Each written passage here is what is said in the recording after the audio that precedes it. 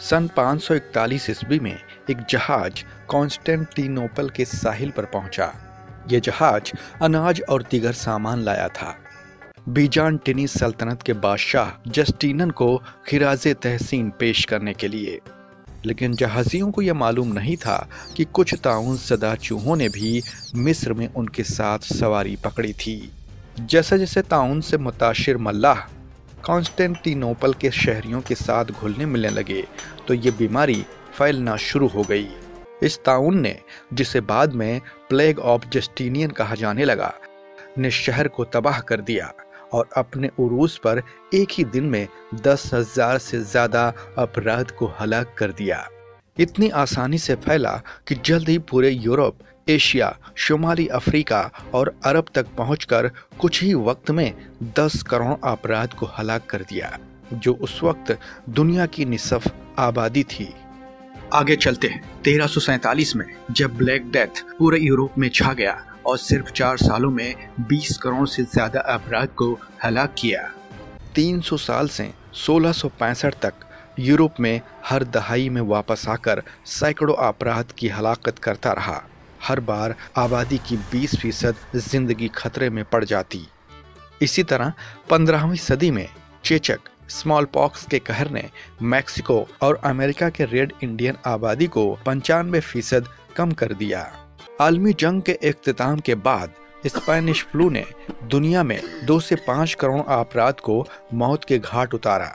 यहाँ तक कि मुंबई में भी उस वक्त लाखों अपराध जान बेहाक हुए।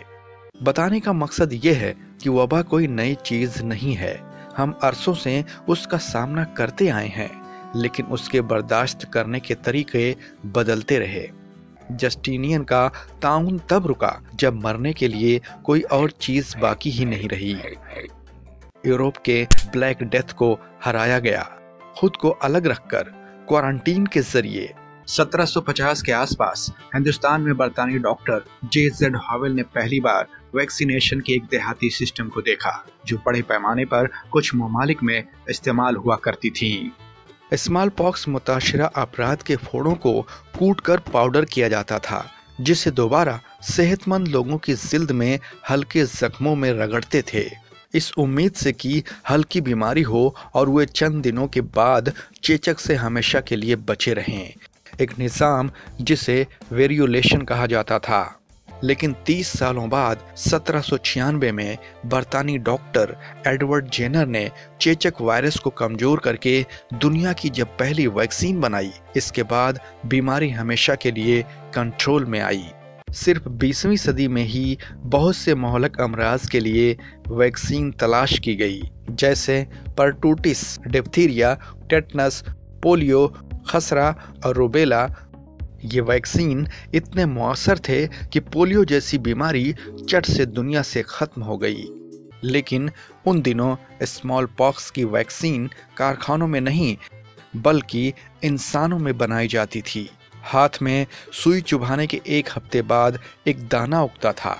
डॉक्टर उससे मवाद निकालते थे और यही वैक्सीन थी जो दूसरे आदमी को लगती थी। अंग्रेज ये वैक्सीन 1800 में हिंदुस्तान लाना चाहते थे, एक इंसानी जंजीर या आर्म टू आर्म के जरिए। इस सफर में किसी एक को वैक्सीन लगाई गई, उसके दाने का वैक्सीन किसी तीसरे पर लगाई गई थी, ताकि एक वैक्सीन मुंबई पहुंचने तक जिंदा रहे। लेकिन यह नाकाम रहा। तमाम यह आर्म टू आर्म सीरीज 2 साल बाद कामयाब रहा, जब बसरा से जहाज बराह रास्त 14 जून 1802 के दिन एक जिंदा नमूना लेकर मुंबई पहुंचा। एन्ना डस्ट हॉल नामी एक बरतानी मुलाजिम की 3 साल की बेटी हिंदुस्तान की सरजमी पर चेचक का वैक्सीन लगवाने वाली पहली शख्स बन गई।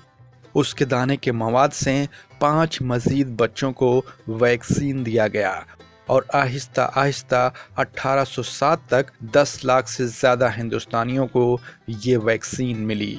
जैसे जैसे इल्म और टेक्नोलॉजी ज़्यादा मौसर होती गई तो हम वैक्सीन की दरियाफ्त और उसकी तैयारी में बेहतर और तेज़ होते गए।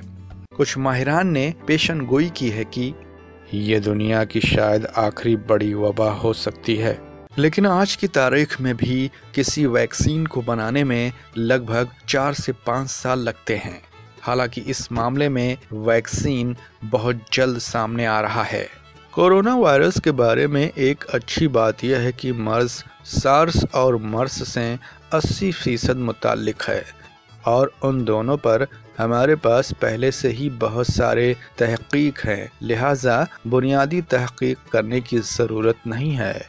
कंप्यूटर नकलियात की मदद से महीने के अंदर ही हमने बीमारी का पता लगाने और उसकी ताकत तोड़ने के तरीके ढूंढ लिए हैं। हालांकि इसका इलाज अभी तक नहीं निकला है। वैक्सीन बनाना कदरे पेचीदा है। आमतौर पर किसी भी नए वायरस के वैक्सीन की दरियाफ्त 1 हफ्ते क्लिनिकल सिस्टम से गुजरेगी, जहां इसका तजर्बा पहले इंसानों और जानवरों की खालों पर किया जाता है ताकि ये यकीनी बनाया जा सके कि ये फ़ाल तौर पर नुकसानदेह नहीं। अगर ये इम्तहान कामयाब रहा तभी इंसानी जांच शुरू की जाती है, जो 3 हिस्सों में मुनक्किद की जाती है। पहले में 50 हट्टे कट्ठे रज़ाकारों को वैक्सीन की एक हल्की खुराक दी जाती है। फेज 2 में खुराक की ताकत में इजाफा किया जाता है और रज़ाकारों की तादाद भी सैकड़ों तक बढ़ा दी जाती है। फेज 3 में हजारों अफराद शामिल होते हैं जिनको ज़्यादा से ज़्यादा बर्दाश्त की खुराक दी जाती है। ऑक्सफोर्ड एस्ट्राजेनेका वैक्सीन इंसानी आजमाइशों में है, जिसमें अमेरिका, बरतानिया, हिंदुस्तान, ब्राज़ील और जनूबी अफ्रीका में 50,000 से ज़्यादा अफराद शामिल हैं, ताकि वैक्सीन का असर बुजुर्गों और मुख्तलिफ कबाइल पर भी देखा जा सके, जिनका मुख्तलिफ दर अमल ज़ाहिर करने के लिए मदाफ़ती निज़ाम अलग हो। लेकिन तीनों मराहल को रिकॉर्ड वक्त में मुकम्मल करवाने के लिए दवासाज कंपनियों को कुछ जुगाड़ करने पड़ते हैं। मिसाल के तौर पर ऑक्सफोर्ड एस्ट्राजेनेका का ह्यूमन चैलेंज ट्रायल, जहां कोरोना वायरस जानबूझकर रज़ाकारों को दिया जाता है ताकि वैक्सीन की अहलियत की जांच की जा सके। आमतौर पर फेज 3 ट्रायल में शरकायों को या तो वैक्सीन दिया जाता है या तो प्लेसबो, जो महज नमकीन पानी है और कुछ नहीं, जिसमें कोई दवा नहीं होती है। इसे डबल ब्लाइंड ट्रायल कहा जाता है क्योंकि ना तो रज़ाकार और ना ही डॉक्टर ये जानता है कि वैक्सीन किसको मिला है और किसको प्लेसबो मिला। फिर उन्हें कहा जाता है कि वो अपने मामूल की ज़िंदगी को दोबारा शुरू करें। इस वक्त के दौरान यदि अगर उनमें से कोई भी वायरस के साथ राब्ते में आ जाता है तो वैक्सीन के अहलियत की जांच की जाती है। तमाम ऑक्सफोर्ड एस्ट्राजेनेका मुकदमे में ज़्यादातर शरकाए जवान और सेहतमंद हैं, जो खुद ही अपनी ताकत पर वायरस का मुकाबला करने में सलाहियत रखते हैं। तो ये बुजुर्गों या उन लोगों पर कैसे काम करेगा जिन्हें दूसरी भी बीमारियां हैं, जैसे हाई ब्लड प्रेशर, दमा या डायबिटीज़? हमें वैक्सीन जारी होने के बाद ही जान मिलेगा। दुनिया को इस वैक्सीन की इतनी ज़रूरत है कि ऐसा लगता है कुछ भी चल सकता है। यहाँ तक कि FDA भी मायूसी का मुजाहिरा कर रहा है। वैक्सीन अगर 50% भी काम करेगा तो भी मंजूर हो जाएगा। लेकिन क्या इस तरह की वैक्सीन इस वबा को काबू करने के लिए दस्तयाब होगी? सबसे पहले तो तिब्बी अमला जैसे डॉक्टर, नर्स और फलाही कारकुन जैसे पुलिस अफसरान और बुजुर्गों को वैक्सीन मिलेगा। अगर फर्ज किया जाए कि 2021 में 10 में से 6 अफराद को वैक्सीन लगाया जाएगा, तो इस वबा से बचाने के लिए वैक्सीन को 80% काम करना चाहिए। अगर ये सिर्फ 70% काम करती है तो फिर ज़्यादा से ज़्यादा लोगों 75% को वैक्सीन लगाने की ज़रूरत होगी। बसूरत दिगर ये फैलाव सिर्फ सुस्त हो जाएगा, रुकेगा नहीं। फाइजर और मॉडर्ना का वैक्सीन जो सिर्फ 90% तक मौसर है, वो तवक्का से कहीं बेहतर है। अब तक 178 वैक्सीन की तफ्तीश जारी है। इनमें से 27 इंसानी जांच के मरहले में हैं, जिनमें से 11 फेज 3 में हैं।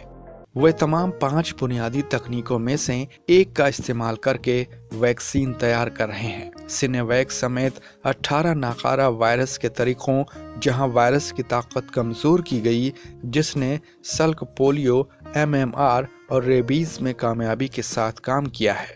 77 सनोफी ग्लैक्सो स्मिथ क्लाइन की तरह ये न सिर्फ पूरे वायरस का बल्कि वायरस के स्पाइक प्रोटीन का इस्तेमाल कर रहे हैं, जैसे कि दाद, शिंगल्स और HPV की वैक्सीन में किया गया।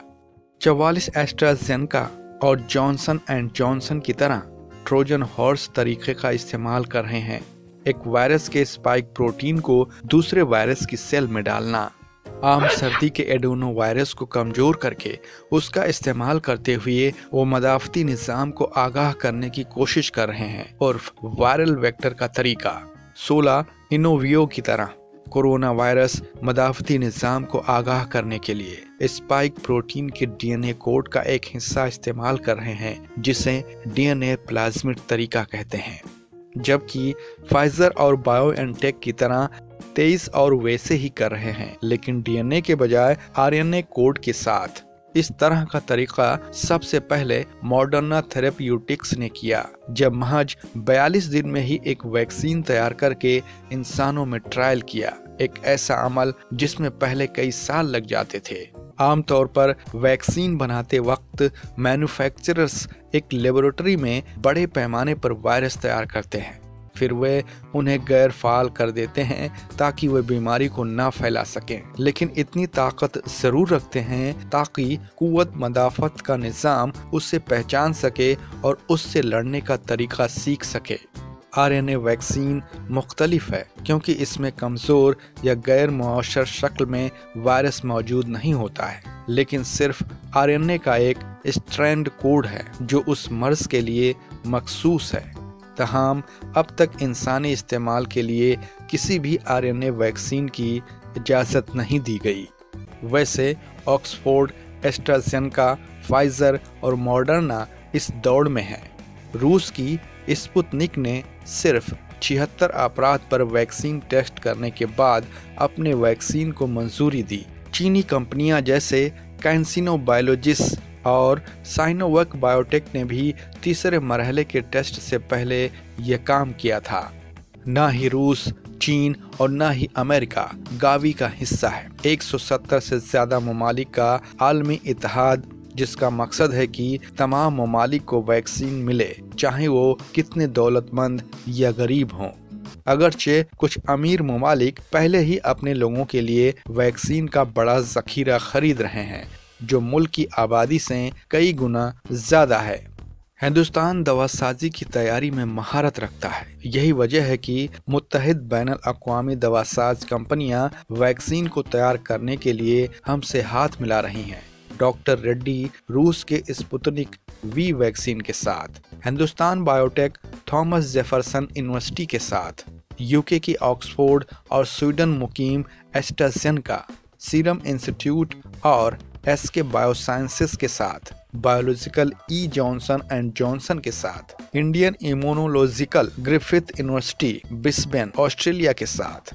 दिगर हिंदुस्तानी कंपनियां खुद ही वैक्सीन तैयार करने के दर पे हैं। भारत बायोटेक का कोवैक्सीन और जाइडस कैंडिला का जाइकोविड दोनों फेज 3 के ट्रायल की कामयाबी में दाखिल हो चुके हैं, जबकि जेनेवा बायोफार्मास्यूटिकल्स को जल्द ही शामिल करने का इरादा किया गया है।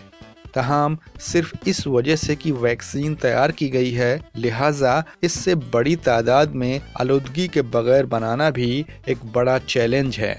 पैदावार भी तेजी से वाक़ई होगा, लेकिन वैक्सीन के रसद और तकसीम का एक अहम मसला है, जिसे मौशर होने के लिए उसे 0 डिग्री से नीचे रखने की ज़रूरत है।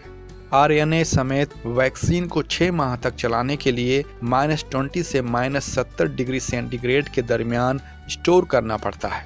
ये हिंदुस्तान की इस्तेदाद से बाहर है, जो ज़्यादातर सिर्फ +2 -8 डिग्री सेल्सियस का है, जहां वैक्सीन सिर्फ 5 दिनों तक चलेगी। जिसका मतलब यह है कि अगर ये वैक्सीन दस्तयाब भी हो, फिर भी हम उसका इस्तेमाल नहीं कर सकेंगे और हिंदुस्तान के हर एक 130 करोड़ अफराद को कतरा पिलाने में शायद 2024 तक का वक्त लग सकता है। याद रहे, पोलियो का वैक्सीन 1955 में निकला था, लेकिन इस बीमारी के खात्मे में हिंदुस्तान 2014 तक 60 साल का अरसा लग गया। इसके ऊपर ये वैक्सीन इंट्रावेनस है, इसे इंजेक्शन से लगाना पड़ेगा और इसे लेने के लिए हर किसी को तिब्बी सेंटर जाने की जरूरत होगी। इससे मसला पैदा होता है कि क्या मुल्क में काफी बेड और रेफ्रिजरेटर मौजूद हैं। फिर बिजली फराहमी और लोगों को वैक्सीन देने का तरीका भी सिखाना होगा। फिर बात आती है खर्च की।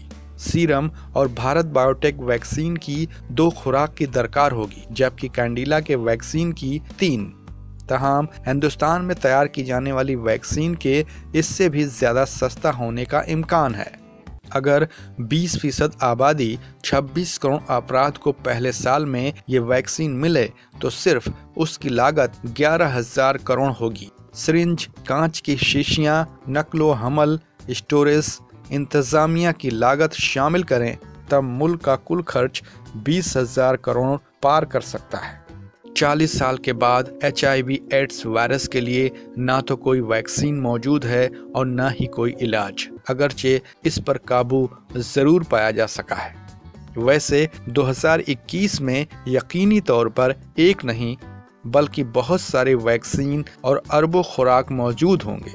तब तक मास्क पहने, फासला बनाए रखें और महफूज रहें। बिस्बो की शायरी। वबाई मर्ज ने इंसान को कर दिया है तंग, बस वैक्सीन से ही जीतेंगे कोरोना से जंग। जुटे हुए हैं साइंसदां, जल्द बने वैक्सीन, कोरोना का खत्म करे जो जीन और प्रोटीन।